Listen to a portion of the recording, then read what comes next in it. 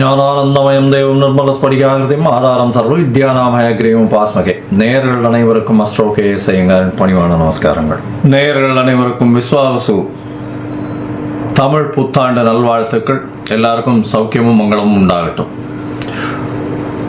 April 14, 2025 13, 4, 2026 வருடம் உண்டான காலகட்டத்தை தமிழ் வருஷ பரப்பு, தமிழ் வருடம் என்று சொல்கிறோம். அது தமிழ் மாதத்தின் மூலியமாக தமிழ் வருடம் விஸ்வாவசு வருஷம் பிறக்கிறது. இப்போது நம்மளுக்கு போன வருஷம்ன்றது பார்க்கும்போது குரோதி வருஷம்னு சொல்கிறது, இப்போ விஸ்வாவசு வருஷம்.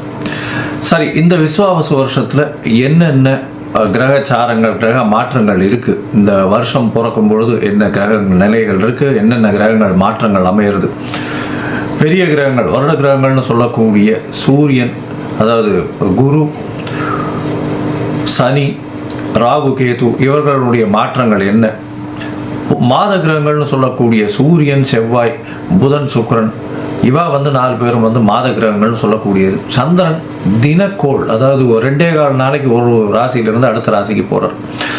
பொதுவாகவே பார்த்தீங்கன்னா இந்த வருடம் பிறக்கும் பொழுது தமிழ் வருடத்தின் ராஜா அப்படின்னு குறிப்பிடக்கூடியவர் பங்குனி மாதத்தின் அமாவாசை வரக்கூடிய நாளின் அடுத்த நாள், அதாவது இந்த தெலுங்கு வருடம் யுகாதி இருக்கு இல்லையா, யுகாதி வருஷம் பிறக்கிறது இல்லையா, யுகாதி தெலுங்கு வருடம் பிறக்கக்கூடிய நாளை அந்த நாளின் ராஜா, அந்த நாளின் நாயகன் யாரோ, அதாவது கிரகம் எதுவோ அதுவே இந்த புது வருஷத்தின் ராஜாவாக எடுத்துக்கொள்ளப்படுறது. அதனால் இந்த வருஷம் பார்த்தேன்னா சூரியன் ராஜாவாகவும் அவரே சேனாதிபதியாகவும் அவரே அர்க்காதிபதியாகவும் வரார்.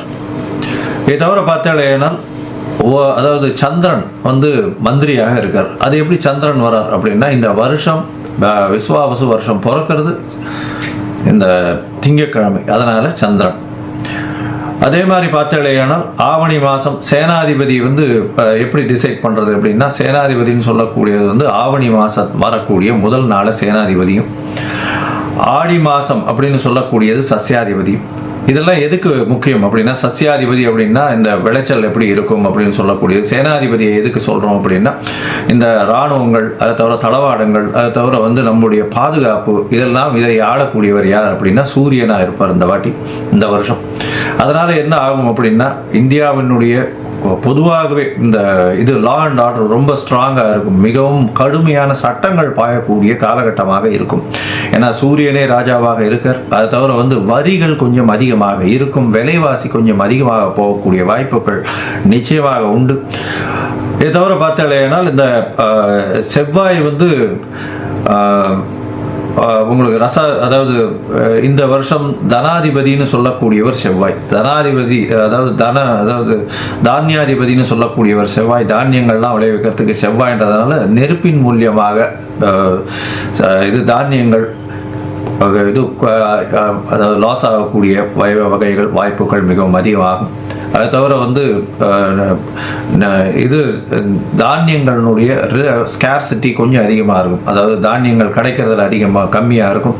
அதன் மூலியமாக விலைவாசிகள் ஏறக்கூடிய வாய்ப்புகள் மிகவும் அதிகம். தங்கம் விலை ஏறக்கூடிய வாய்ப்புகள் நிச்சயமாக உண்டு. தங்கம் அதிக உச்சம் தொடக்கூடிய வாய்ப்புகள் மிகவும் அதிகம் இந்த வருஷம் பார்த்தாலேயானால். இது ஏன்னா குரு பகவான் 3ஆம் இடத்துல போகிறார், அது அவருடைய வீட்டையே வேற 9ஆம் இடத்த பாக்கியஸ்தானத்தையும் பார்க்கிறார். அதனால் தங்கத்தின் விலை அதிகமாக போகக்கூடிய வாய்ப்புகள் நிச்சயமாக இருக்கும். அதை தவிர பார்த்தேன்னா இந்த வருஷம் மழை கொஞ்சம் அதிகமாகவே இருக்கும். ஆனால் தேவையான அளவிற்கு மேல் பெய்யும், தேவையான இடத்தில் பெய்யாமல் போகும். தேவையான இடத்தில் பெய்யாமல் போகும்னா நகரங்களில் கொஞ்சம் அதிகமாக பெய்யக்கூடியதாக இருக்கும். இதன் மூலியமாக இந்த வெள்ளம் வர்றது, அந்த மாதிரியான பிரச்சனைகள் கொஞ்சம் அதிகமாகவே இருக்கும். அதனால் தண்ணீர் பற்றாக்குறை சற்று இருக்கக்கூடிய காலகட்டமாகவே அமையும். சரி, மொத்தத்தில் இந்த வருஷத்தில் பார்த்தேன்னா சூரியனுடைய கட்டுப்பாட்டில் எல்லா விஷயங்களும் வர்றதுனால நாட்டை ஆளக்கூடியவர்களுக்கு நல்ல ஒரு ஏற்றமான காலகட்டமாக இருக்கும். இருந்தாலும் கடுமையான சட்டங்கள் கொஞ்சம் அதிகமாக வரக்கூடிய வாய்ப்புகள் நிச்சயமாக உண்டு. சனியும் ஆட்சியில் போயிருக்கார். இந்த வாட்டி கும்பத்திலேயே போய் ஆட்சியில் இருக்கிறது, மூலத்திரிகோண வீட்டில் இருக்கிறதுனால தொழிலாளர்களுக்கு மிகவும் கடினமான காலகட்டமாக இந்த வருஷம் அமைய போகிறது. பண பற்றாக்குறை கொஞ்சம் அதிகமாகவே இருக்கும். தொழிலாளர்கள் மத்தியில் பண வரத்து அதிகமாக இருக்காது. ஃப்ரீ ஃப்ளோ ஆஃப் மணி இருக்கிறதுக்கு வாய்ப்புகள் மிகவும் கம்மி. வியாபாரிகளுக்கு சற்று பின்னடைவு இருக்கும். ஏன்னா இந்த வருஷம் பிறக்கும் பொழுதே புதன் 12ஆம் இடத்துல நீச்சப்பட்டு போனார். விரயங்கள் வியாபாரிகளுக்கு கொஞ்சம் அதிகமாகவே இருக்கும். லாசஸ் கொஞ்சம் அதிகமாக இருக்கக்கூடிய வாய்ப்புகள் நிச்சயமாக உண்டு. இருந்தாலும் நீச்ச பங்கம் அடைகிறார், அதாவது விட்டு வெளியில் போகிறதுனால நல்ல ஏற்றங்கள் கிடைக்கக்கூடிய காலகட்டமாகவும் அமையும். வியாபாரத்தின் மூலியமாக இந்த ஷேர் மார்க்கெட் இண்டிசஸ்லாம் பார்த்தீங்கன்னா, ஷேர் மார்க்கெட் இண்டிசஸ்லாம் உள்நாட்டு உற்பத்தி வெளியில் போய் அது ஒரு பெரிய ஏற்றத்தை கொடுக்கும். இம்போர்ட் எக்ஸ்போர்ட் பிஸ்னஸ் ஒரு பெரிய மாற்றம், பெரிய உச்சத்தை தொடக்கூடிய வாய்ப்புகள் நிச்சயமாக உண்டு. மொத்தத்தில் பார்த்தோம்னா இந்த வருஷம் பெரிய ஏற்றம் நல்லபடியாக இருக்கும். பெண்களுக்கு மிகவும் ஏற்றமான வருஷம். பெண்கள் நல்ல எல்லா இடத்துலையும் ஒரு ஐகானிக் ப்ரெசன்டேஷன் இருப்பாங்க. ஏன்னா சுக்கிரன் உச்சம் பெற்று போயிருக்கக்கூடிய காலகட்டத்தில் இந்த வருஷம் பிறகுறது அது ஒரு பெரிய ஏற்றம். பரிவர்த்தனை யோகத்திலையும் பிறகுறது, அதாவது குருவின் பரிவர்த்தனையும் இருக்குது. அதனால் பணம், பெண்களின் கையில் பணம் ரொம்ப அதிகமாக இதுவாகும். அதாவது அதே மாதிரி இந்த களியாட்டங்கள்னு சொல்லக்கூடிய இந்த கிளாமர் இண்டஸ்ட்ரியில் கொஞ்சம் அதிகமாக செலவுகள் அதிகமாக இருக்கும். ஃப்ளாஷி இண்டஸ்ட்ரியில் கொஞ்சம் அதிகமாக இருக்கும். அது தவிர போதை வஸ்துக்கள், அது தவிர இந்த மதுபானங்கள் இதெல்லாம் அதிகமான விலை ஏறக்கூடிய, அதிகமாக கன்சியூம் பண்ணக்கூடிய வாய்ப்புகள் மிகவும் அதிகமாக இருக்கும்.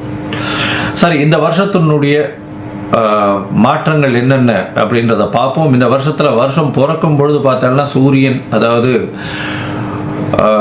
சித்திர மாதம் அப்படின்றதுனால சூரியன் உச்சம் பெற்று மேஷத்தில் மேஷ ராசியில் இருக்க. காலபுருஷ தத்துவத்தின் 2ஆம் ராசியில் குரு, 4ஆம் ராசியில் அதாவது கடகத்தில் செவ்வாய் நீச்சப்பட்டும், கேது 6ஆம் இடத்திலும், சனி ஆட்சி மூலத்திரிகோணத்தோடு கும்பத்திலையும், அது தவிர ராகு, புதன், சுக்கிரன் இந்த 3 கிரகங்கள் மீனத்திலையும் இருக்கு. இந்த வருஷம் ஆரம்பிக்கும் பொழுது இந்த வருஷத்தின் வரக்கூடிய பயிற்சிகள்னு பார்த்தோம்னா, முதல்ல வரக்கூடிய பயிற்சி அப்படின்னா 26/4/2025 அன்னைக்கு ராகு கேது பெயர்றார். வாக்கிய பஞ்சாங்கம் பிரகாரம் ராகு பகவான் மீனத்திலிருந்து கும்பத்திலும், கேது கன்னியிலிருந்து சிம்மத்திலையும் வர. இந்த வருஷம் பார்த்தாலேயானால் குரு பெயர்ச்சி வருது. குரு 11/5/2025 குரு தன்னுடைய ரிஷப ராசியிலிருந்து மிதுன ராசிக்கு போகிறார். அதாவது அவர் பரிவர்த்தனை யோகத்தில் இருந்தார். ரிஷப ராசியிலிருந்து மிதுன ராசிக்கு போகிறார் குரு. இந்த வருஷத்தில் கடைசியில் மார்ச் 6ஆம் தேதி 2026ஆம் வருஷம் அப்போ சனியினுடைய மாற்றம் இருக்கு. சனி வாக்கிய பஞ்சாங்க பிரகாரம் 6/3/2026 அன்னைக்கு தான் மாறுறார். கும்பத்திலிருந்து மீனத்துக்கு போறார். இதுதான் இந்த வருஷத்தினுடைய வருட கிரகங்கள்னு சொல்லக்கூடிய குரு, ராகு, கேது, சனியினுடைய மாற்றங்கள். சரி, இந்த மாற்றங்கள் என்னென்ன ஏற்றங்களையும் இறக்கங்களையும் கொடுக்கும்? அதாவது மேஷம் முதல் மீனம் வரை உண்டான ராசிக்காரர்களுக்கு எப்படி இருக்கும் அப்படின்றத பார்க்கலாம். இது நடுவில் என்னுடைய மொபைல் நம்பர் ஸ்க்ராலிங்கில் வந்துட்டு உங்களுக்கு அஸ்ட்ராலாஜிக்கல் கன்சல்ட் தேவைப்பட்டதுன்னா நீங்கள் எனக்கு ஃபோன் பண்ணுங்க. உங்களுக்கு உண்டான அப்பாயின்மெண்ட்டை தரேன்.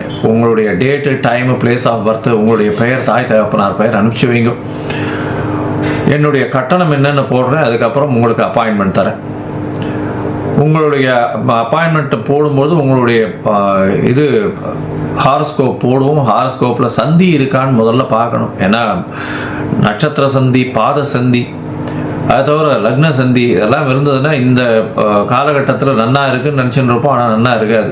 எதனாலன்றதே புரியாது. உங்களுக்கு துலா லக்னமாக இருக்கும், நல்ல தசை நடக்கிறதுன்னு நினச்சின்னு இருப்போம். ஆனால் நல்ல தசையாகவே இருக்காது உங்களுக்கு. ஏன்னா அது லக்ன சந்தியாக வந்திருக்கும். விசாகம் 3ஆம் பாதம் நினச்சின்னு இருப்பீங்க, விசாகம் 4ஆம் பாதம் ரிச்சிக லக்னமாக இருக்கும். அதனால் நிறைய பேருக்கு என்கிட்ட வர்றவாளுக்கு 40, 45 வயசு, 50 வயசுலாம் இருக்கிறவாள்லாம் அவள் நட்சத்திரமே தெரியாமல் அவள் மிருகசீரிஷம்னு சொல்லிட்டு இருப்பாள். மிருகசீரிஷம் 2ஆம் பாதம்னா ரிஷபத்தில் வரும், 3ஆம் பாதம்னா மிதுனத்தில் வரும். அதனால் அந்த மாற்றத்திலேயே அவர்கள் எதுக்கு யாருக்கு அர்ச்சனை பண்ணுறோம்னே தெரியாமல் பண்ணிட்டு இருப்பாள். அதனால் சந்தி முதல்ல தெரிஞ்சுட்டு எந்த நட்சத்திரம், என்ன பாதம், என்ன லக்னம், என்ன லக்னத்தின் பாதம் அப்படின்றத தெரிஞ்சுட்டு அவர்களுக்கு இப்பொழுது ஏற்ற தசையாக இந்த காலகட்டத்தில் நடக்கக்கூடிய தசாபுக்தி, அந்தரம், சூக்ஷ்மம், அதை தவிர கோல்சாரம் எப்படி இருக்குது அப்படின்றத வச்சு அவர்களுடைய பலன்கள் எப்படி இருக்கும் அப்படின்றதையும் சொல்கிறேன். சரி, இப்போ மேஷம் முதல் மீனம் வரை விஸ்வாசு வருஷம் 2025-26 ஏப்ரல் 14 முதல் 2025 ஏப்ரல் 13 வரை 2026 வரை உண்டான பலன்கள் ஒன்றொன்னா பார்க்கலாம். மீனம், பூரட்டாதி, உத்திரட்டாதி, ரேவதி இந்த 3 நட்சத்திரம் 9 பாதங்களை கொண்ட ராசி. ராசியின் அதிபதினு சொல்லக்கூடியவர் குரு. உங்களுடைய ராசிக்கு பார்த்தாலேயானால் இந்த விஸ்வாவசு வருஷத்தில் மாற்றங்கள்னு சொல்லக்கூடியது மிகவும் ஏற்றத்தோடு இருக்குது. என்னென்ன மாற்றங்கள் வருது அப்படின்னா, பொதுவாகவே நம்ம வருட கிரகங்கள்னு சொல்லக்கூடிய குரு, ராகு, கேது மற்றும் சனி இந்த 4 கிரகங்களை வச்சே மாற்றத்தை சொல்லுவோம். இவ்வளவு நாளாக உங்களுடைய ராசியிலேயே ராகு பகவான் இருந்தார். இந்த ராசியில் ராகு பகவான் இருக்கிறதுனால எல்லா விஷயத்திலையும் அபரிமிதமான ஒரு எண்ண ஓட்டங்கள் அதிகமாக இருந்திருக்கும். எந்த ஒரு விஷயத்தையும் சின்னதாகவே எடுத்து அது வழியாக நடத்த முடியாது. பெரிய விஷயமாக எடுத்து அதற்காக அதிகமாக செலவு பண்ணி தாம்தூம்னு இருந்த மாதிரியான விஷயங்கள் நடந்திருக்கும். உங்களுடைய ராசிக்கு பார்த்தீங்கன்னா ராகு பகவான் உங்களுடைய ராசிக்கு இந்த வருஷம் 12ஆம் இடத்துக்கு போகிறார். ராகு கேத்துவின் மாற்றம் உங்களுக்கு ஒரு பெரிய ஏற்றத்தை கொடுக்க போகுது. 12ஆம் இடத்துல ராகு பகவான் மறைந்திருக்கக்கூடிய காலகட்டம் மறைய போகிறார். எப்போ அப்படின்னா 26/4/2025 அன்னைக்கு பார்த்தோம்னா இந்த வருஷம் பிறந்து ஒரு 11 நாளில் ராகுவினுடைய பெயர்ச்சி வருது. இதன் மூலியமாக ராகு பகவான் உங்களுடைய ராசிக்கு 12ஆம் இடத்துல போகிறார். சனியோட சம்பந்தத்தில் இருக்கார். அதனால் தேவையில்லாத செலவுகள் வரும். இருந்தாலும் குருவின் பார்வை, ராசியின் அதிபதியின் பார்வை உங்களுடைய ராசிக்கு 12ஆம் இடத்துல விழுது. இவ்வளோ நாளாக பார்த்தோம்னா சனி பகவான் தனிச்சு இருக்கும்பொழுது தேவையற்ற செலவுகள் இருக்கும். அந்த தேவையற்ற செலவுகளை உங்களால் கண்ட்ரோல் பண்ண முடியாது. அது முடிஞ்சதுக்கு அப்புறம் தான் உங்களுக்கு விஷயமே தெரியும். ஆனால் இப்போ பார்த்தோம்னா உங்களுடைய ராசிநாதனே அதை பார்க்கறதுனால தேவையற்ற செலவுகள் என்ன அப்படின்றத கரெக்டாக தெரிஞ்சுட்டு அது தேவையில்லையா, அதுக்கு எவ்வளோ ஒதுக்கலாம், அதுக்கும் சில நேரத்தில் செலவு பண்ணி தான் ஆகணுன்ற கட்டாயத்துக்கு வரும்போது அதுக்கு செலவு பண்ணுவீங்க. ராகுவும் 12ஆம் இடத்துல இருக்கிறதுனால வெளிநாடு வெளியூர் போகக்கூடிய பாக்கியம் நிச்சயமாக வரும். வெளிநாடு போய் வெளிநாட்டினுடைய முதலீடுகள் கிடைக்கும். வெளிநாட்டில் போய் உங்களால் முடிஞ்ச அதாவது வியாபாரத்திற்காக வெளிநாடு போகக்கூடிய பாக்கியம். அதை தவிர வெளிநாட்டுக்கு போய் புதுசாக வேலை மாற்றங்கள் ஏற்றங்கள் கிடைக்கக்கூடிய காலகட்டமாக அமையும். ஏன்னா 6ஆம் இடத்துல இருக்கக்கூடிய கேது பெரிய ஏற்றத்தை கொடுக்கக்கூடிய காலகட்டம். 6ஆம் இடத்துல கேது பகவான் இருந்தால் எல்லா விதமான விஷயங்களிலும் உங்களுக்கு ஒரு பெரிய மாற்றம் கிடைக்கக்கூடிய காலகட்டமாக அமைய போகிறது. கடன் எல்லா விஷயங்களும் கம்மியாகக்கூடிய பாக்கியம் உண்டு. கடன் எல்லாமே தீரக்கூடிய வாய்ப்புகள் நிச்சயமாக இருக்கும். அதை தவிர பார்த்தீங்கன்னா உங்களுடைய ராசிக்கு 6ஆம் இடத்தில் இருக்கக்கூடிய கேது போட்டித் தேர்வில் வெற்றியை கொடுக்கக்கூடிய காலகட்டமாக இருக்கும். போட்டித் தேர்வில் வெற்றியை கொடுத்தாலும் உங்களுக்கு கிடைக்கக்கூடிய அதாவது அட்மிஷன் பார்த்தீங்கன்னா போட்டித் தேர்வின் வழியாக கிடைக்கக்கூடிய அந்த இடம் வீட்டை விட்டோ நாட்டை விட்டோ வெளியில் போய் இருக்க வேண்டிய கட்டாயத்தை கொண்டு கொடுப்பார்.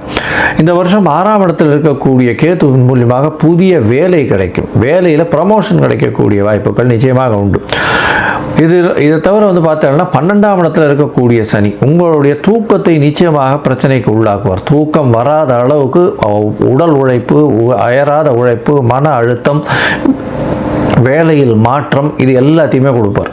அதாவது உங்களுடைய ராசிக்கு பார்த்தோம்னா ராசியின் அதிபதியான குருவும் இந்த வருஷம் மாறுறார். குரு எப்போ மாறுறார் அப்படின்னா 11/5/2025 வருஷம் பார்த்தேனால் உங்களுடைய ராசிக்கு 3ஆம் இடத்துல இவ்வளோ நாளாக இருந்த குரு 4ஆம் இடத்துக்கு போகிறார். 4ஆம் இடத்திற்கு போகிறது ரொம்ப விசேஷம். 4ஆம் இடத்திற்கு போயிட்டு அவர் 8, 10, 12 இந்த 3 இடத்தையும் பார்க்குறார். இதன் மூலியமாக பார்த்தேனால் வெளிநாடு போகக்கூடிய பாக்கியம் உண்டு. வெளிநாட்டில் உங்களுக்கு நல்ல ஒரு ஏற்றமான ஒரு செய்தி வரும், மாற்றங்கள் வரும். வெளிநாட்டில் திடீர் ஏற்றங்களும் மாற்றங்களும், ப்ரமோஷன், வெளிநாட்டு கம்பெனி மூலியமாக பெரிய ப்ரமோஷன் வரக்கூடிய வாய்ப்பு, உங்களுடைய பண வரவு ரொம்ப அதிகமாக இருக்கும். சுப செலவுகள் இருக்கக்கூடிய காலகட்டமாக அமைகிறது. புதிய தொழில் அமையக்கூடிய வாய்ப்பு, தொழிலில் பெரிய மாற்றங்கள் ஏற்படக்கூடிய வாய்ப்புகள் நிச்சயமாக இருக்கும். உங்களுடைய ராசிக்கு பார்த்தீங்கன்னா உடல் நலத்தில் நல்ல ஒரு ஏற்றம். இவ்வளோ நாளாக ராகு பகவான் இருந்ததுனால உடல் நலத்தில் சற்று பின்னடைவு இருந்திருக்கும். எல்லா விஷயத்தையும் தான் அனுபவிச்சே ஆகணுன்ற ஒரு கட்டாயம், ஒரு வேகம் இருந்துகிட்டே இருக்கும். இப்போ ராகு 12ஆம் இடத்துக்கு போனதுனால கண்டிப்பாக பார்த்தீங்கன்னா உடல் நலத்தில் நல்ல ஒரு ஏற்றம் இருக்கக்கூடிய காலகட்டமாக இருக்கும். தாயின் உடல் நலத்தில் நல்ல ஒரு ஏற்றம் இருக்கும். தந்தையின் உடல் நலத்தில் சற்று பின்னடைவு இருக்கக்கூடிய காலகட்டமாக அமைய போகிறது. இந்த வருஷம் பார்த்தீங்கன்னா உங்களுடைய ராசிக்கு பொதுவாகவே அதாவது மொத்தமாக பார்க்கும் பொழுது இந்த வருஷம் நல்ல ஏற்றமான வருஷம். ராசிநாதன் 4ஆம் இடத்திலிருந்து உங்களுடைய ராசிக்கு 8, 10, 12, 3 இடத்தை பார்க்கறது ரொம்ப விசேஷம். வெளிநாடு போகக்கூடிய பாக்கியம் உண்டு. புதிய வேலை மாற்றங்கள் ஏற்படக்கூடிய வாய்ப்புகள் உண்டு. வேலையில் ஏற்றங்கள் இருக்கக்கூடிய வாய்ப்புகள் நிச்சயமாக உண்டு. ராகு கேத்துவின் பயிற்சி பெரிய ஏற்றத்தை கொடுக்கும். அபரிமிதமான செலவுகள் வரக்கூடிய வாய்ப்பும், செலவுகளும் சுப செலவுகளாக இருக்கக்கூடிய வாய்ப்பும் நிச்சயமாக இருக்கும். அரசாங்கத்தின் மூலமாக சிறு சிறு தொந்தரவுகள் வரக்கூடிய வாய்ப்புகள் நிச்சயமாக உண்டு. தொழிலில் மாற்றங்கள் இருக்கக்கூடிய வாய்ப்புகள் நிச்சயமாக உண்டு. உங்களுடைய ராசிக்கு 12ஆம் இடத்தில் இருக்கக்கூடிய சனி, 7.5 சனியின் ஆரம்பம் போயிட்டு இருக்கு. அடுத்த வருஷம் வரலும் சனி பகவான் உங்களுடைய ராசிக்கு 12ஆம் இடத்துல இருக்க. இந்த காலகட்டத்தில் செலவுகள் அதிகம். இடம் விட்டு இடம் பெயர்ச்சி போகக்கூடிய வாய்ப்புகள் இருக்கு. அதை தவிர வேலையில் மாற்றங்கள் இருக்கக்கூடிய வாய்ப்பு, வேலையில் உங்களை தனிமைப்படுத்தக்கூடிய வாய்ப்புகள் உண்டு. அதனால புதிய வேலை எடுக்கக்கூடிய வாய்ப்பு, வேலையில் ஏற்றங்கள் வரும். பணவரவிற்கு பஞ்சம் இருக்காது. தொழிலில் நல்ல லாபம் இருக்கக்கூடிய காலகட்டம். கூட்டு தொழிலில் நல்ல ஒரு வெற்றி உண்டாகக்கூடிய வாய்ப்புகள் நிச்சயமாக உண்டு. இந்த வருஷத்தில் பார்த்தீங்கன்னா உங்களுக்கு எல்லா விதமான ஏற்றங்களும் கிடைக்கும். இந்த மீனராசிக்காரர்களுக்கு தூக்கம் கெடக்கூடிய வருஷமாக இருக்கும். உடல் உழைப்பு அதிகமாக இருக்கக்கூடிய வருஷமாக இருக்கும். படிக்கக்கூடிய மாணவ மாணவியர்களுக்கு நல்ல ஒரு ஏற்றம் இருக்கக்கூடிய காலகட்டமாக அமையும். உங்களுக்கு இந்த வருஷம் 85 விழுக்காடு பெரிய ஏற்றமும் மாற்றமும் நிச்சயமாக அமையக்கூடிய காலகட்டமாக அமைய போகிறது. இந்த வருஷத்தில் நீங்கள் காஞ்சிபுரம் போய் வரதராஜ பெருமாளை சேவிச்சுட்டு வாங்க, அவருக்கு ஒரு துளசி மாலை போட்டு வாங்க. நல்ல ஒரு ஏற்றமும் மாற்றமும் உங்களுடைய வாழ்வில் நிச்சயமாக வரும்.